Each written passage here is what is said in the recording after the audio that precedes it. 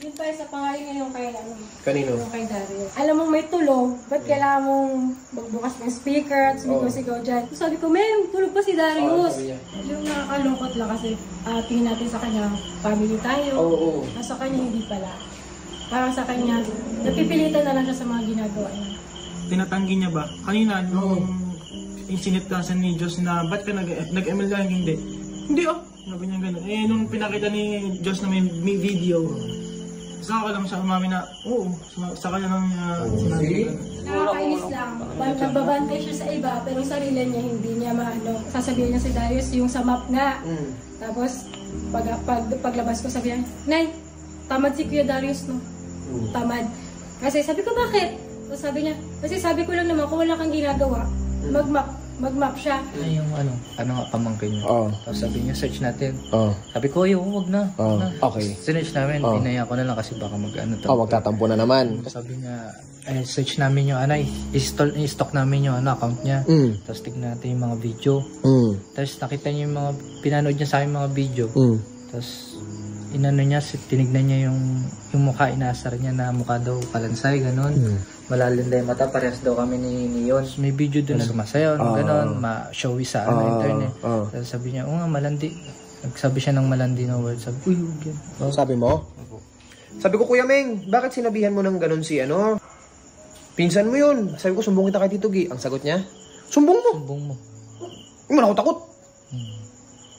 Kasi nga, takot na ako pagalitan si Meng. Diba? Kasi pag pinagalitan mo si Meng, hindi ka niya kikibuin ng... Hanggang ngayon, di na ako, di ba kita mo? Paglabas ko pala dyan ng pinto, umiiwas siya. alis na siya agad. Ba't di kita kinakabo pag kumakain na? Paano po? Di ba maabot siya sa akin?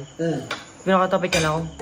Tapos turo niya lang. Turo. Ibig sabihin? Parang gusto mo paabot. Hanggang tapos turo mo lang sa akin, ano papakuha mo. Kahit pinapansin ko siya, ganun na talaga siya. Alam po ni Kuya Darian. Ba't gaganunin mo? Kaano naman yun, nakababa naman bilang kuya nga. Hindi ka kasi papayag-payag lang ganun. Tignan ko lang na ulit. Wala akong sinabi masakit na salita. Parang alam mo na yun. Si Darius tumatango. Tinapik niya lang ako dito, magkatabi lang. Tapos tinapik niya ako, tapos ginanon niya yung tubig. Kanina lang? Opo, kanina. Si Ate Ja po nagkwento nito nung magkakalat kami dito nila Ate Mafe. Sa nasinutusan po ni Meng daw po si Darius. Tapos nung tinanong ni Ate Ja, bakit mo utusan? Bakit daw hindi? Kaya pa niya gawin. Hindi niya nagsunod sa akin. Okay naman siya nakaraan kay Atsumay. Ano siya, ito, sobrang dikit siya kay Atsumay. One time, napagsabihan agad si Domeng. Nagsalita si Atsumay na, oo nga, Meng, bakit ka bakit mo ginano'n, bakit mo ganyan-ganyan? Simula nun, hindi niya kililibo sa Atsumay. Baka natatawa siya kasi Ano? akala niya hindi totoo lahat ng sinasabi natin sa kanya. Hindi ba totoo? Alam niya mag-sarili. Bakit ganun? Sa akin na sinabi. Sorry kung naka-video ka kasi nagbabaliktad-baliktad ka ng kwento. Hindi natin mababalikan ito. Ayoko ng ganun.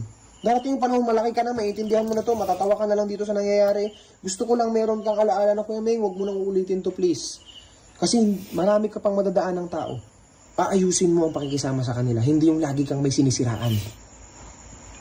At meron kang laging hindi nire-respeto. May naibigay man ang tao sa'yo o wala, may naitulong man o wala ang tao sa'yo, maging mabuti ka pa rin. Tingin ka sa akin, Kuya Meng. Kaya ba yun? Ha? Dapat ganun, ha? Pinuksan natin lahat, pinaintindi namin sa'yo lahat na, Kuya Meng, ito yung mga mali mo. Bakit? Para pag dumating ka sa ibang tao, dumating ka sa ibang pamilya, dumating ka sa pamilya mo, alam mo kung paano maging isang bata at paano maging isang anak. So, lagi mong isipin yun. Lahat ng gagawin mo, kung walang magandang maibabalik sa'yo, huwag mong gawin. Game? Okay tayo? Ha?